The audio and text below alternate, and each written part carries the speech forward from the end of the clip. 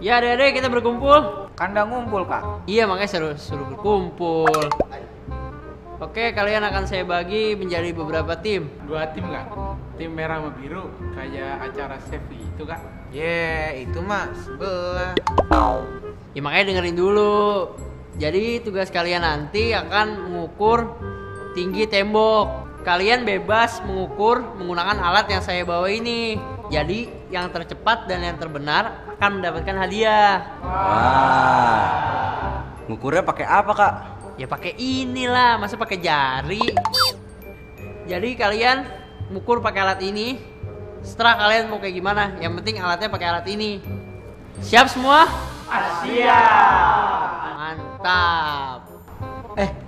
Itu kita ngitung ngukurnya manjat tembok baru ngukur pakai penggaris sama meteran atau gimana dah?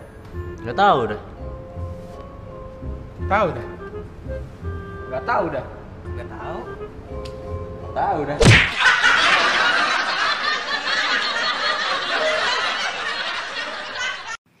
Halo sahabat edukasi, sekarang bagaimana ya kalau kita ingin menghitung tembok atau tiang atau sesuatu yang tinggi yang itu di luar jangkauan kita.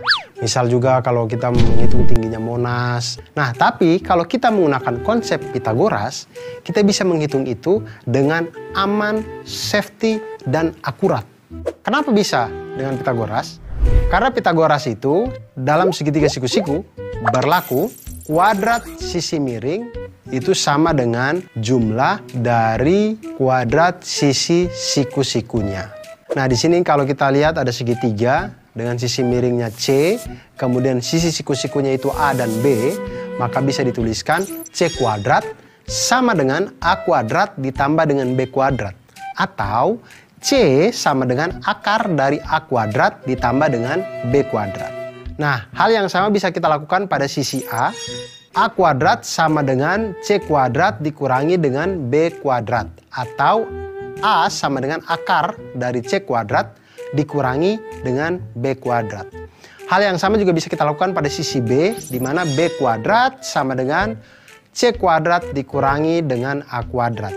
Atau B sama dengan akar dari C kuadrat dikurangi dengan A kuadrat. Nah, sekarang kita lihat, tadi sekelompok anak diberikan tugas oleh kakak pembinanya untuk mengukur tinggi yang sulit dijangkau, yaitu tinggi tembok. Nah, bagaimana caranya mereka menghitung tinggi tembok ini ketika temboknya mereka tidak bisa jangkau? Bagaimana cara untuk menghitungnya? Nah, salah satu cara sederhananya adalah dengan menyenderkan tangga dengan ujung atasnya itu pada tembok, sehingga tampak seperti sketsa berikut ini. Lihat tangga atau bambu atau kayu. Jangan senderkan harapan di situ, jangan. Karena tidak akan membentuk apa-apa. Senderkanlah tangga atau kayu atau bambu sehingga membentuk segitiga dengan benda yang kita tempelkan tadi atau tangga yang kita tempelkan tadi sebagai hipotenusanya atau sisi miringnya. Di situ kita bisa namakan sisi C, sisi A, dan sisi B.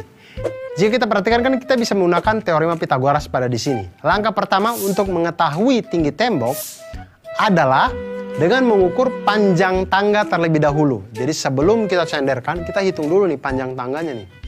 Sudah ketahuan, baru kita tempelkan, kita misalkan itu sebagai sisi miring atau sisi C. Nah, langkah kedua, ukur jarak antara ujung bawah tangga dengan tembok. Kita misalkan ini sebagai A. Jika sudah mendapatkan itu, maka kita bisa mencari sisi B atau tinggi tembok itu dengan rumus Pitagoras, yaitu B sama dengan akar dari C kuadrat dikurangi dengan A kuadrat. Nah, dengan menggunakan teorema Pitagoras, kita dapat mengetahui ketinggian-ketinggian yang sulit untuk kita jangkau. Contoh sekarang ya, misalkan panjang tangga adalah 5 meter. Kemudian jarak dari tangga ke tembok adalah 3 meter. Berapakah tinggi tembok? Maka tinggi tembok itu bisa kita cari dengan tinggi tembok sama dengan akar dari 5 kuadrat dikurangi dengan 3 kuadrat.